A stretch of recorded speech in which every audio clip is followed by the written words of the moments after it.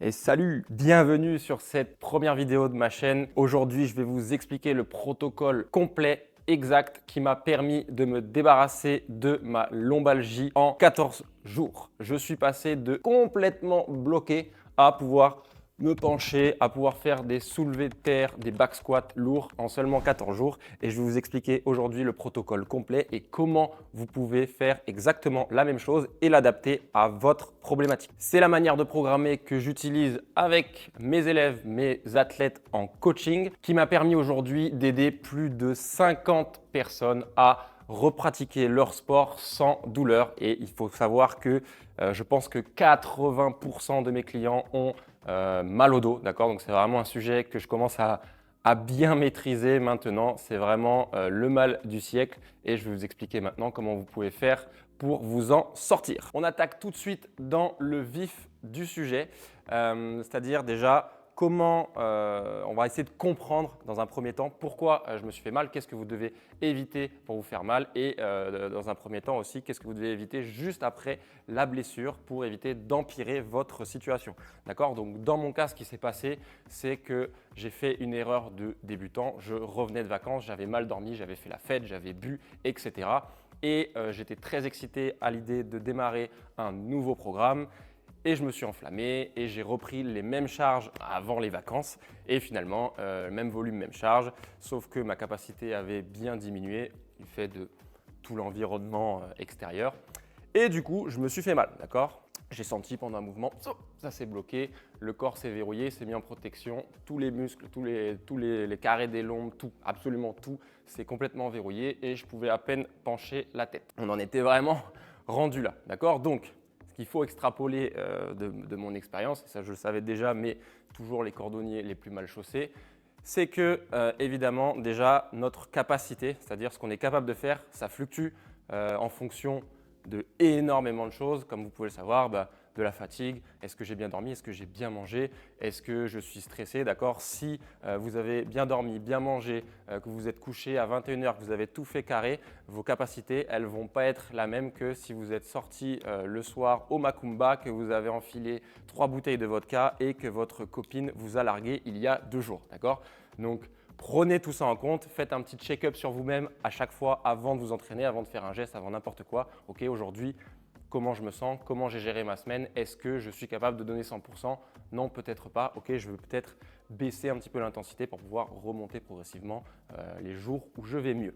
Okay, donc ce qui se passe en fait, c'est que quand on se blesse, eh bien, on a une certaine capacité. Si on va au-delà de cette capacité, eh bien, on va abîmer les structures. Les structures, elles vont éventuellement se bloquer, se protéger et vous pouvez vous retrouver avec le dos complètement bloqué, ce qui m'est arrivé.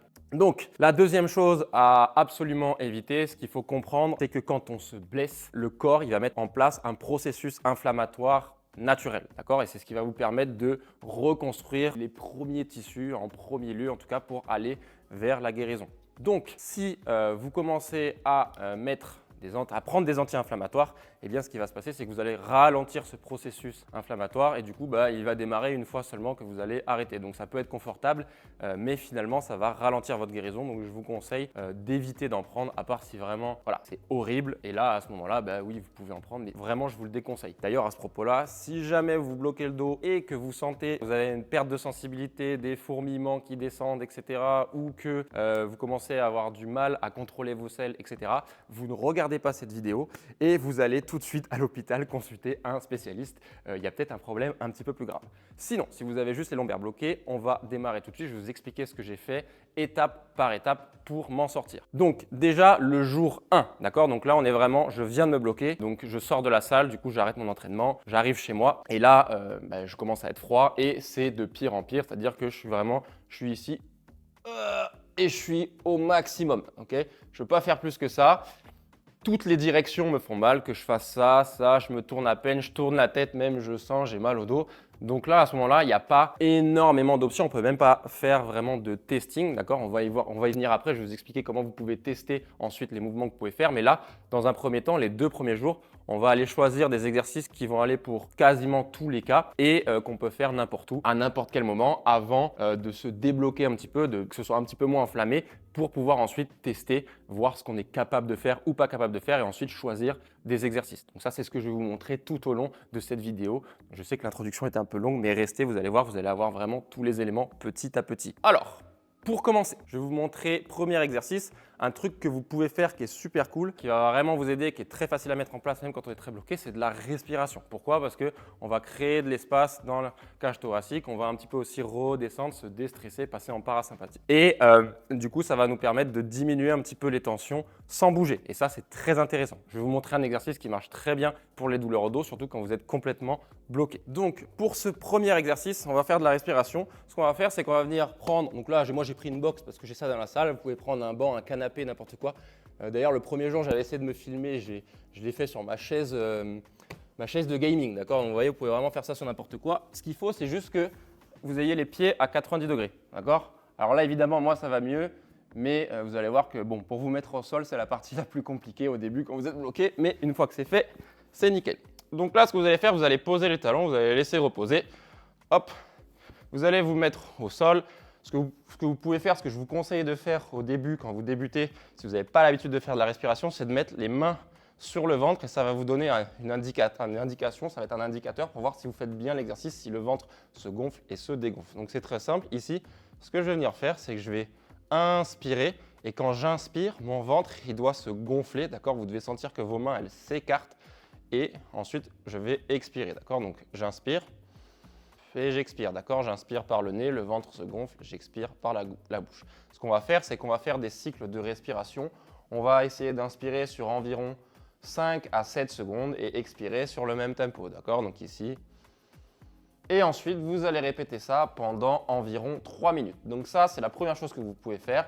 Normalement, vous pouvez le faire même si vous êtes complètement bloqué. Vous allez voir, ça va vous faire du bien. Ce n'est pas magique non plus, évidemment. Ne vous attendez pas à être complètement débloqué à la fin de ce jour 1. Mais ce que je vous conseille en tout cas, c'est de faire ça directement le soir même, le jour même où vous êtes bloqué. Vous allez voir, le lendemain, ça sera un peu mieux que si vous n'aviez rien fait. Ensuite, on va avoir un second exercice, d'accord? Et donc là, celui-là, très simple à mettre en place également aussi. Donc moi, il m'a fait du bien dès le premier jour. Et normalement, dans tous les cas, ça va faire du bien. On va être ici et on va venir arrondir le dos, créer un petit peu de tension. D'accord? Je vais essayer de démarrer le mouvement avec le bassin. Okay, je vais démarrer ici et arrondir, pousser au maximum. Tiens, vous voyez, c'est le matin, ça me fait craquer un petit peu, ça me fait du bien. Et je vais creuser dans l'autre sens, doucement. Ici, je vais toujours essayer d'inspirer, d'expirer de la même manière que quand j'étais au sol.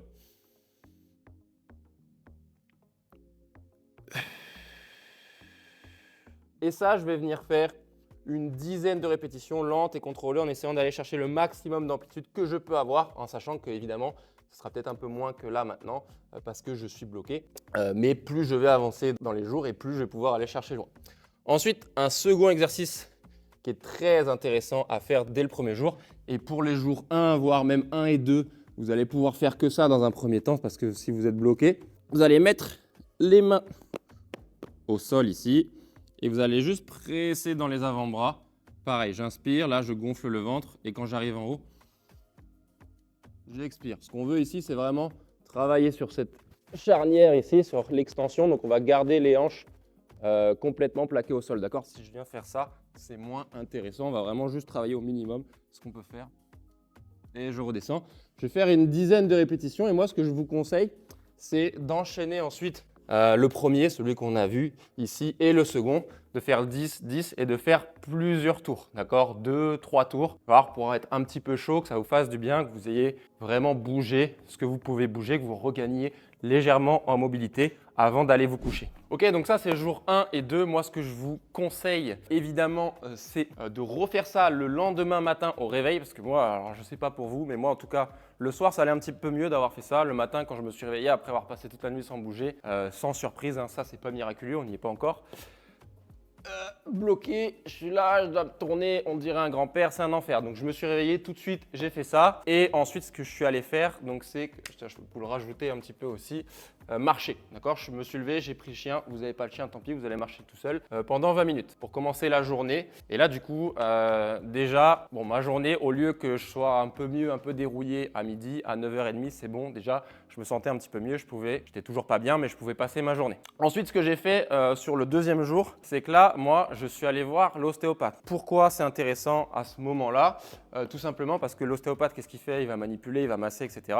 Et en fait, on va regagner temporairement, légèrement en mobilité. Merci à mon gars Renaud, le chauve le plus beau d'Occitanie et le meilleur ostéopathe que je connaisse, de m'avoir débloqué, enfin de m'avoir aidé en tout cas à regagner cette mobilité. Et en fait, le fait d'aller chez l'ostéopathe ou le kiné, si vous avez un kiné, je préfère ostéopathe parce que tout simplement, je vais payer un petit peu plus cher et du coup, il va vraiment rester 45 minutes, 1 heure avec moi, ce que le kiné, il n'a pas forcément le temps de faire parce que ce n'est pas le même système. Et donc du coup, ça va me permettre d'avoir plus de mobilité et du coup, de pouvoir faire plus d'exercices et de pouvoir tout de suite tester qu'est-ce qui me fait mal, qu'est-ce qui me fait pas mal, déjà avec lui et ensuite par moi-même. Donc là, je vais vous expliquer comment vous allez pouvoir tester ce qu'on appelle vos préférences directionnelles, c'est-à-dire dans quel sens je peux bouger, qu'est-ce qui me fait mal, qu'est-ce qui me fait pas mal, d'accord, qu'est-ce qui me crée de la douleur, qu'est-ce qui me fait du bien. Et du coup, je vais pouvoir choisir les exercices et je vais vous montrer comment on fait ça tout de suite. C'est assez simple, il y a quelques tests à faire et comme ça, ensuite, on va pouvoir déterminer quels sont les exercices qui sont intéressants pour moi. Donc moi, le jour donc on est jour 2, d'accord. À la fin de j'ai vu l'ostéopathe à midi, donc on est à la fin de la deuxième journée. J'ai refait ça plusieurs fois et là maintenant je vais tester, voir qu'est-ce que je peux faire, qu'est-ce que je ne peux pas faire et ensuite déterminer quel exercice je vais faire jour 3, jour 4, etc. Donc la première chose que j'ai voulu tester, c'est évidemment de voir si je pouvais me pencher, d'accord. Donc après avoir fait ça, quand je me penchais avec le dos droit, d'accord, donc quand je faisais vraiment une flexion, un pivot, ici, j'y arrivais. Ça créait une tension, mais je ne pouvais pas aller forcément très très bas, mais ça me faisait en tout cas pas forcément mal. Ça ne recréait pas ma douleur, ça avait même tendance plutôt à me faire du bien. Donc je sais que tout ce qui va être en flexion ici, ça va être ce genre d'exercice que je vais pouvoir intégrer qui vont m'aider. Okay. Par contre, j'ai voulu essayer avec en arrondissant, d'accord. Donc je vais essayer de fléchir la colonne. Et là, par contre, tout de suite, ça me crée la douleur. Je pouvais aller beaucoup moins bas. Donc je sais que tous les exercices où je vais devoir arrondir, dérouler la colonne, typiquement Jefferson Curl, etc. Ce genre d'exercice-là, je vais devoir les réintégrer progressivement, mais je vais y aller un peu plus tard parce que dans un premier temps, ce n'est pas possible. Ça va recréer la douleur. Ensuite, j'avais testé les flexions sur le côté. Ça avait plutôt tendance à me faire du bien. Okay, je sentais que ça étirait le carré des lombes qui était légèrement pris et du coup, ça m'a fait du bien. Donc ça, tout ce qui est ces exercices de flexion, etc., latérales, je vais pouvoir les intégrer. Et ensuite, j'ai voulu tester la rotation. Donc ça, c'est très simple. Je me mets les pieds au sol, là, et je viens tourner ici et voir ce que ça fait. Alors, c'était tendu, mais ça ne me faisait pas forcément mal. Ça ne recréait pas la douleur vraiment que j'avais quand je me suis bloqué. Donc, si ça ne recrée pas spécialement la douleur, même si c'est un peu raide, eh bien, si on peut le faire, on le fait, d'accord. L'objectif, c'est toujours de se dire, tout ce que je peux bouger, dans tous les plans où je peux le bouger, eh bien, je vais le bouger. C'est ça qui est essentiel, c'est-à-dire que si je peux faire des flexions, je le fais. Si je peux tourner, je le fais. Et le seul truc que je ne vais pas faire, moi, dans un premier temps, c'est d'arrondir cette colonne vertébrale, puisque c'est ce qui me recrée le plus de douleur. Tout le reste, pour moi, c'était OK. Quand je faisais des extensions, on l'a vu au sol, de la colonne, ça me faisait du bien. Si par exemple, vous aviez remarqué que l'extension, ça vous créait de la douleur, c'est ce qui recrée votre douleur, c'était le pire. Mais par contre, que fléchir la colonne, ça vous faisait du bien, vous pencher en avant, ça vous faisait du bien, ben vous allez plutôt insister d'abord sur ça au début et ensuite, petit à petit, vous allez venir par faire des extensions quand ça va un petit peu mieux. Comment on sait si ça va mieux? Tout simplement, plus on va bouger la colonne dans tous les plans, elle peut bouger, plus on va libérer de l'espace, plus on va regagner en mobilité et plus on va pouvoir refaire des mouvements qui au début étaient impossibles parce que tout était verrouillé. Donc du coup, qu'est-ce que j'ai fait en jours 3 et 4? Donc en jours 3 et 4, on a vérifié que je pouvais faire des rotations, des inclinaisons et des flexions avec le dos droit, d'accord? Des extensions évidemment. Donc toujours, je recommence ma séance par ma respiration, mon cobra et mon 4 côtes. Ça, c'est pareil. Mais ensuite, je vais venir ajouter d'autres éléments puisque j'ai commencé à regagner en mobilité. Je vais rajouter d'autres exercices. Donc, quels exercices j'ai rajoutés en fonction de ce que j'ai choisi? Je vais vous montrer ça maintenant. Premier exercice que j'ai rajouté, thread de needle s'appelle. Donc, je vais venir prendre tac, un rouleau. Je place la main dessus.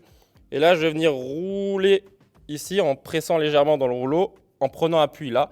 Ça va venir pivoter ma colonne et je reviens. Encore là, je vais chercher loin et je reviens. Je vais faire 8 d'un côté, 8 de l'autre côté. D'accord? Comme on avait vu que je pouvais tourner, eh bien j'en profite, je tourne et je vais chercher un maximum d'amplitude. Ok, second exercice, toujours, on va venir essayer de bouger la colonne dans un maximum de plans, à part en l'arrondissant puisqu'on a vu que c'est ce qui me faisait mal. Du coup, je vais faire ce qu'on appelle des prisonniers au mur. Je vais vous montrer ça tout de suite. Donc là, c'est très simple. Je suis ici, main derrière la tête et je vais venir ouvrir ici au maximum. Et là, je vais pivoter la colonne. Je vais revenir. Je vais pivoter là, là. Et je vais même essayer de fléchir ici pour créer la tension. Je reviens là. Je tourne, d'accord? Vous n'êtes même pas forcément obligé d'utiliser le schéma que j'utilise moi. Vous pouvez mettre l'autre jambe devant aussi, ça se fait. Je viens pivoter, ça augmente encore un petit peu l'étirement. Si vous êtes à l'aise, vous tournez dans tous les sens, vous pouvez tourner. Vous faites 5-6 répétitions d'un côté, vous faites ça de l'autre. Ensuite, dernier exercice que j'ai rajouté ce jour-là, ici. Donc comme on avait vu que je pouvais me fléchir le tronc, que ça me faisait du bien, ce que je vais faire, c'est que je vais éviter de compenser et je vais m'asseoir pour faire des flexions. D'accord? Donc simplement, c'est des good morning en fait, le dos droit. Ça va travailler en plus mon ouverture de hanche et ça va venir étirer de manière active mes lombaires et ça va me faire du bien. Donc là, je suis là, main derrière la tête, dos droit, je fléchis, je descends maximum que je peux et je remonte. Alors évidemment, au tout début, le jour 3 et 4, je pouvais aller moins bas que ça, mais ce n'est pas grave. Petit à petit, au fur et à mesure des jours, je vais garder l'exercice, le remettre de plus en plus et je vais pouvoir aller de plus en plus bas. Donc là, ici, je fléchis dos droit et je remonte. Il faut vraiment garder le dos droit puisqu'on avait vu que moi, arrondir, ça me faisait mal. Donc tant que je peux garder la consigne, eh bien, je descends. Si je ne peux plus, je m'arrête. Et là, pareil, 2 fois 10 répétitions, lentes et contrôlées. Ensuite, on arrive sur notre jour 4 et 5. Donc là, je commence vraiment à être un petit peu mieux. Évidemment, tous les matins, je garde ma routine, respiration, cobra, etc. Je vais marcher, toujours pareil. Ces exercices-là, je les refais aussi. En fait, plus je vais avancer et plus ma séance va être longue et plus je vais rajouter des exercices en fait.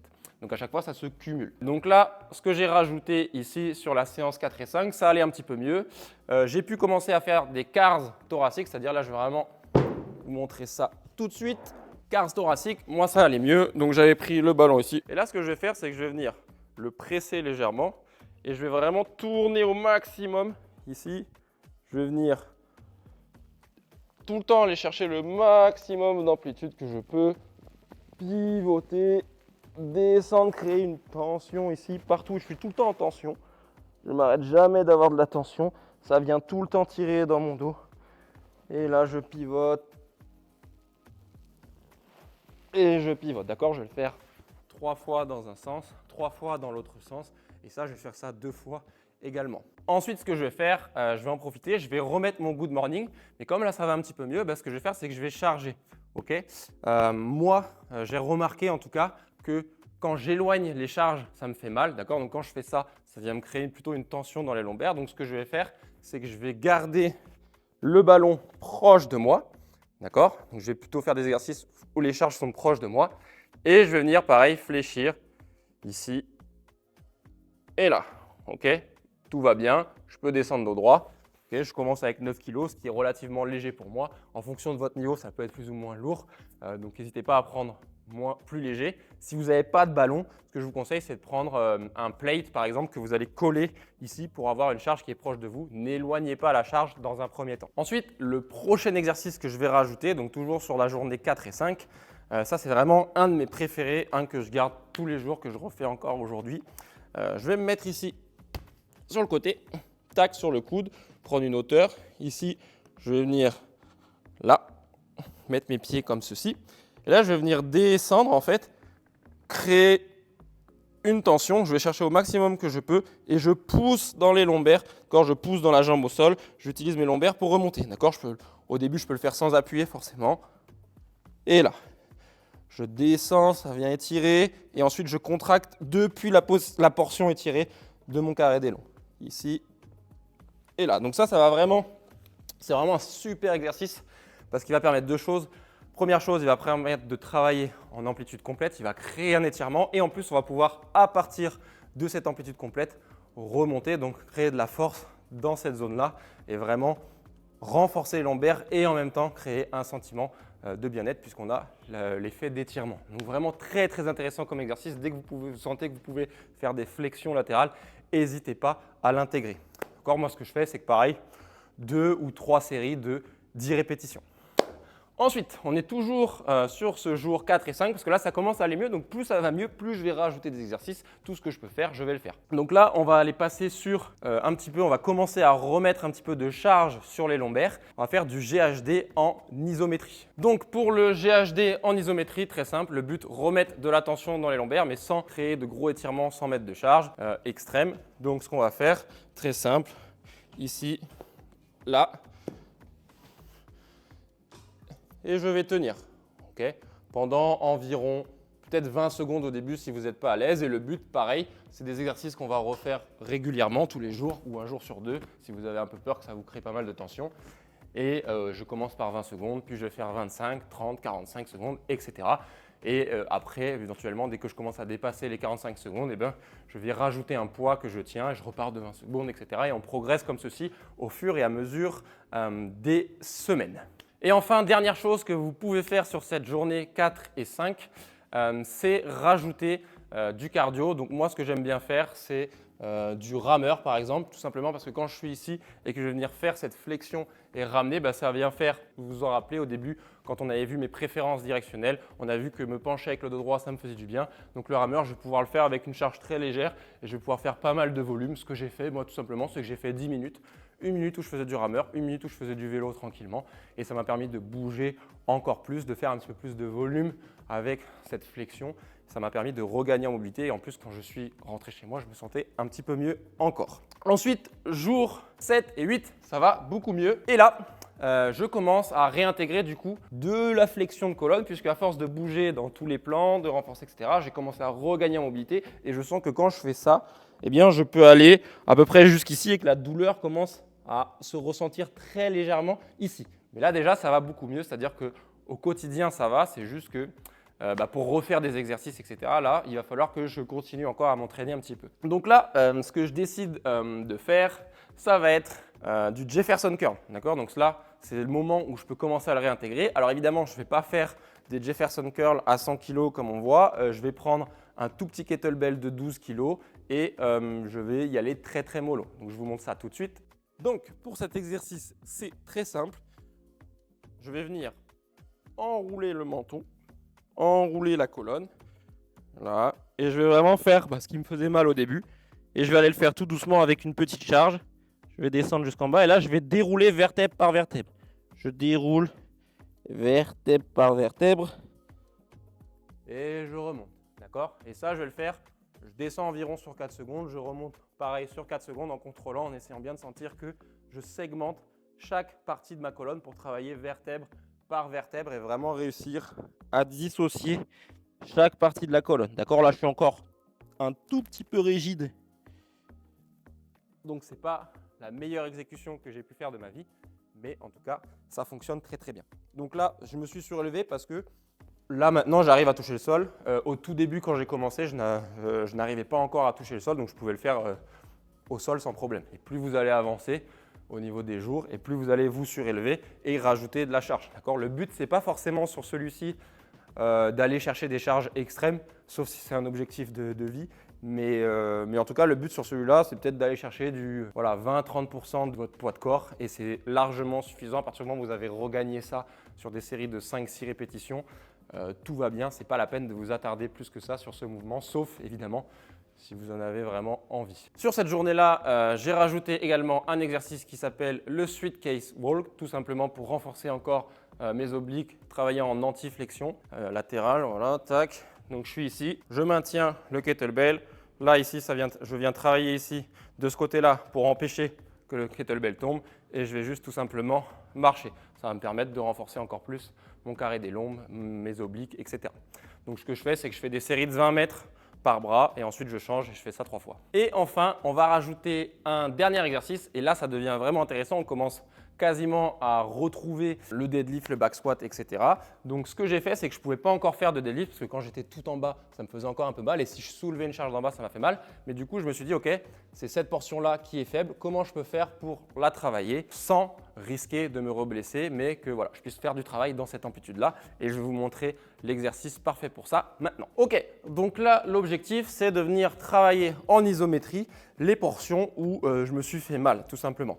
Donc, ce qu'on va faire, c'est qu'on va mettre ici, vous allez prendre là où vous posez la barre normalement, et vous allez la mettre assez basse, d'accord? Et pour choisir la hauteur, c'est simple, vous regardez jusqu'où vous pouvez aller. Si par exemple, vous pouvez aller à partir d'ici, ça vous fait mal, ben vous allez vous mettre juste au-dessus, hop, et à partir de cet angle-là, vous allez faire l'exercice que je vais vous montrer, d'accord? Donc là, j'ai mis une hauteur arbitraire parce que moi, j'ai plus mal, mais en gros, pour choisir la hauteur, c'est très simple. Si vous vous baissez ici, ça vous fait encore mal, vous vous mettez un petit peu plus haut et au fur et à mesure des semaines, vous allez descendre et pousser dans cette position. Donc l'exercice, il est très simple. Je prends la barre la plus légère. Ça ne sert à rien de prendre une barre lourde puisqu'il faut la prendre, la poser, etc. Donc ça reste du port de charge. On ne va pas faire ça inutilement. Le but, c'est de travailler uniquement sur l'exercice. Ce que je vais faire, je vais mettre la barre en dessous ici. Tac. Hop.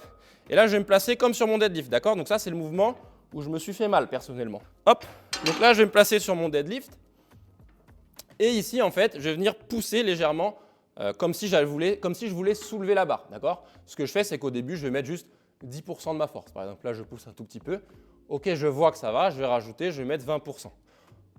Okay? Dans un premier temps, peut-être que 20-30%, ça suffit. Et je vais maintenir ça pendant environ 20 secondes. Hop, je vais relâcher. Là, vous allez voir, ça va chauffer un petit peu, mais ça va. Je vais commencer à envoyer un signal de force dans la position où je me suis fait mal, tout simplement. Donc là, ça, je vais prendre une petite minute de récup, 1 minute 30, même si je veux. Et je vais refaire ça environ 4 fois. Donc ensuite, ce qui va se passer, c'est qu'au fur et à mesure des semaines, il y a 2 choses. Déjà, on va pouvoir baisser l'angle, c'est ce que je vous ai expliqué.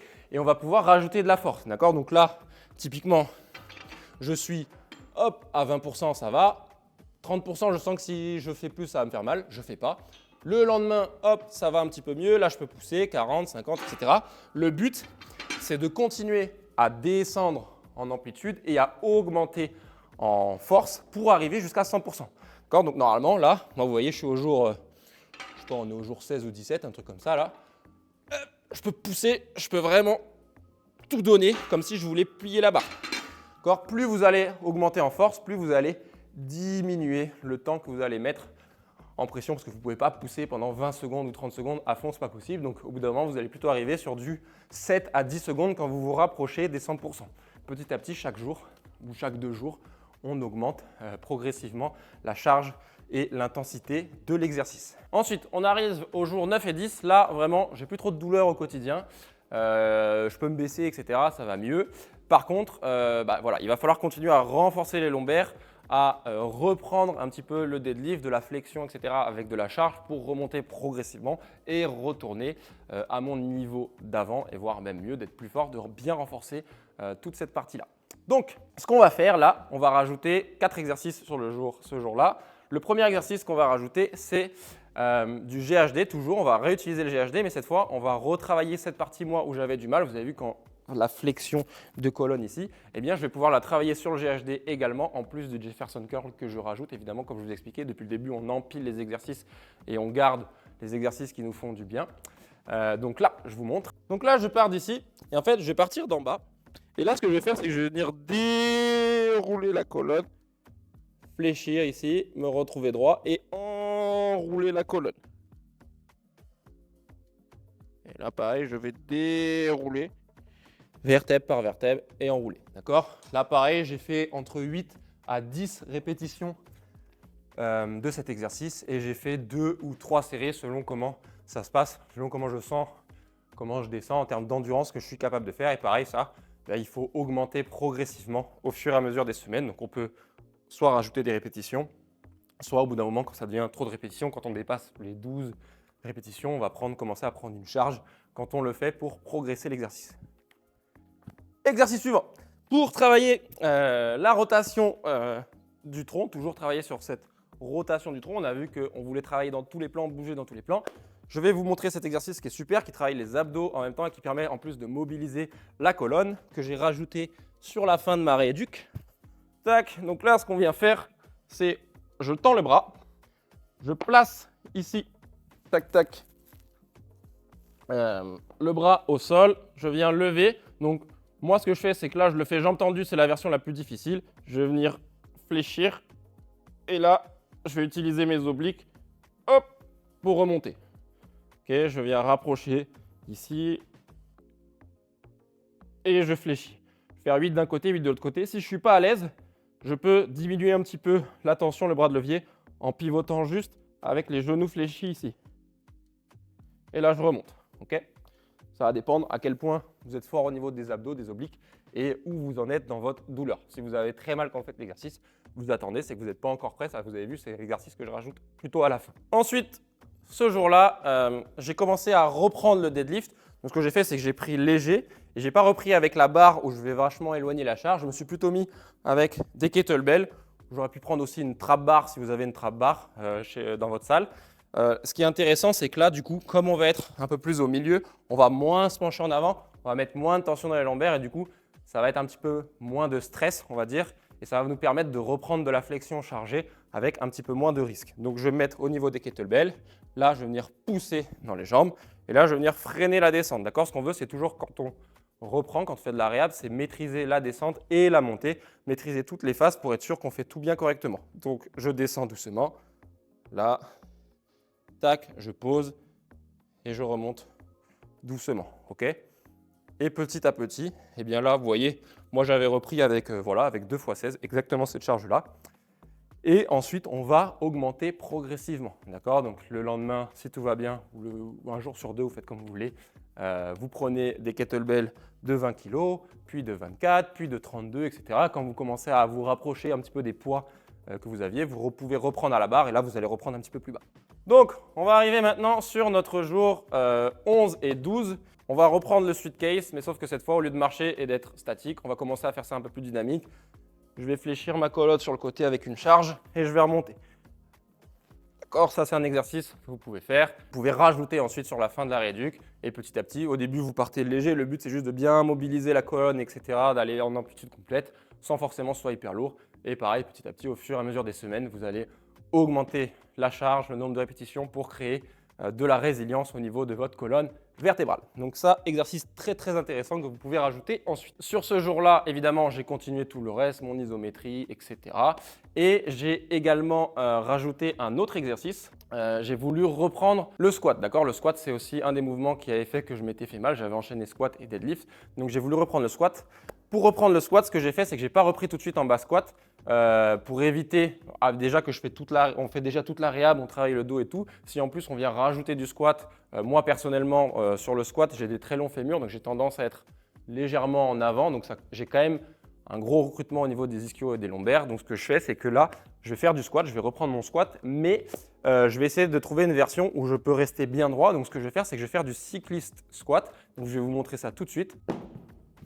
Hop, tac, je vais venir mettre mes talons en fait sur un plate. Si vous avez une planche, c'est encore mieux, mais vous n'êtes pas obligé. Donc sur les talons sur le poids. Et là, ce que je vais venir faire, c'est je descends et je vais envoyer les genoux droit devant. Et comme ça, moi, je peux rester bien droit. Vous avez vu ici, j'ai aucune flexion de la colonne. Je suis parfaitement droit et je remonte. Je peux prendre un poids devant, je peux même charger. Il n'y a pas de problème. Tac. D'accord ? C'est une bonne façon, par exemple, de reprendre le squat si vous avez mal au dos. Et moi, c'est par là que je suis reparti avant de reprendre le back squat classique. On arrive au dernier jour, d'accord ? Sur les 2 derniers jours avant de pouvoir reprendre complètement son activité. Là, c'est très simple. J'avais déjà tous mes exercices. Donc, ce que j'ai fait, c'est que j'ai gardé en fait tous ceux qui me faisaient vraiment du bien, tous ceux où je sentais que je pouvais charger. J'ai progressé, j'ai continué à avancer. Je vous mettrai dans le PDF un exemple de progression avec chaque jour tout ce que j'ai gardé, tout ce que j'ai enlevé petit à petit. Et la seule chose que j'ai rajoutée sur le dernier jour, c'est du single leg Romanian deadlift, d'accord, qui va se rapprocher très très proche finalement du mouvement que j'ai fait où je me suis fait mal. Donc c'est très très simple. Je suis sur une jambe ici, tac, et je vais venir faire le pivot complet et remonter. Je descends et je remonte. Et pareil, 2-3 fois, 10 répétitions, contrôlant la descente par jambe. Et on augmente au fur et à mesure les charges et le volume. Donc là, ça y est, vous avez tout le protocole complet. Et ensuite, ce que j'ai fait, c'est que le jour 14, j'ai repris mon back squat et mon deadlift. Là, ça allait vachement mieux. Et ce que j'ai fait, c'est que pour reprendre, je n'ai pas repris comme un golemon. Ce que j'ai fait, c'est que je n'ai pas repris les charges où je m'étais arrêté avec le même tempo, etc. J'ai repris évidemment des charges légèrement inférieures. Et ce que j'ai fait surtout, c'est que j'ai ajouté du tempo. Et ça, c'est très important. Contrôler ce qu'on fait pour être sûr qu'on est capable de le faire et qu'on n'est pas en train de créer des compensations. Donc, je suis descendu sur 5 secondes sur mon squat, je me suis arrêté une seconde en bas, je suis remonté sur 5 secondes et je suis monté jusqu'à 50% peut-être de mon max, puis 60, 70, 80, etc. au fur et à mesure des semaines. Pareil pour le soulevé de terre, je suis descendu doucement, je suis remonté doucement, j'ai vu que tout se passait bien et j'ai augmenté. L'isométrie avec le deadlift, là celui que je vous ai montré, vraiment à garder, à augmenter progressivement. Tant que vous n'êtes pas à 100%, que vous sentez que vous ne pouvez pas faire 100% dans la barre en iso, ça ne sert à rien d'aller charger sur la barre au sol. Vraiment lourd en tout cas. Voilà, j'espère que déjà là vous avez le protocole complet. N'hésitez pas, vous pouvez le télécharger dans la description si ça vous intéresse, si vous voulez l'avoir pour le retester chez vous. Normalement, vous avez vraiment un maximum d'exercices, vous avez toutes les infos, j'espère. Bravo à ceux qui sont restés jusqu'au bout. Je pensais que ça allait durer 20 minutes, je pense qu'on est plutôt sur du 40 minutes. Mais c'est pas grave. Dernière chose que vous pourriez faire pour améliorer votre situation, c'est aussi comprendre d'un point de vue mobilité quels sont vos défauts. On ne va pas y passer 3 heures parce que ça mériterait une autre vidéo complète encore pour évaluer ça. Mais en tout cas, ce que vous pouvez faire, c'est si vous avez quelqu'un qui s'y connaît ou que vous êtes capable de faire vous-même, évaluer qu'est-ce qui a pu faire que vous êtes fait mal. C'est-à-dire, est-ce que par exemple votre pied, la mobilité est correcte? Est-ce que votre hanche, la mobilité est correcte en flexion, en rotation, en extension, en rotation interne, rotation externe, peu importe. Vous vérifiez tout ça et là où vous avez des déficits, vous allez rajouter des exercices dans votre programme à faire tous les jours pour améliorer votre mobilité. Ça ne va pas directement impacter votre douleur au dos, quoique le travail sur la hanche, ça reste assez bénéfique. Mais en tout cas, ça va faire en sorte que, après, vous ayez moins de chances de vous blesser à nouveau en refaisant ces exercices-là parce qu'en général, quand on se blesse, il y a ce que je vous expliquais, les capacités, etc., le stress, machin, il y a plein de choses, mais il y a aussi souvent la mobilité, les compensations, la posture, etc. Il y a plein de choses qui rentrent en compte et si on peut s'intéresser à ça, en plus,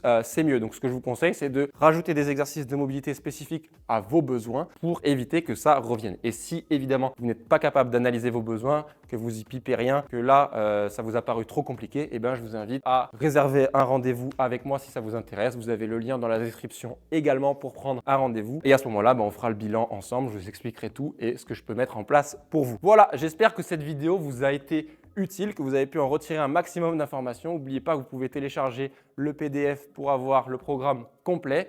Et on se dit à très bientôt pour une nouvelle vidéo. Ciao!